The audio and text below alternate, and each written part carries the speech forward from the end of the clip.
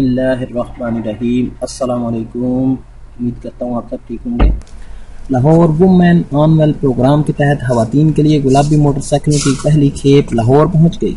Chief minister strategic and reforms unit की तरफ से खवातीन को बाइख्तियार बनाने के लिए 3000 मोटरसाइकिलें तकसीम की जाएंगी।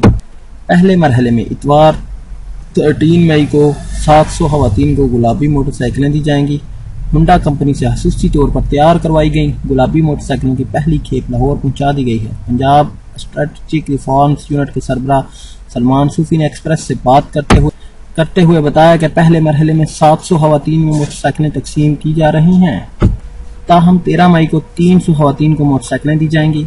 इसी तरह दूसरे मरहले में 1000 जबकि तीसरे और आखिरी मरहले में 1300 खवातीन को मोटरसाइकिलें दी जाएंगी। सलमान सूफी ने बताया कि इस मकसद के लिए महकमा प्लानिंग एंड डेवलपमेंट के सूबाई तरक्याती फोम ने खवातीन को मोटरसाइकिलें देने के लिए 80 मिलियन रुपए फराहम किए हैं।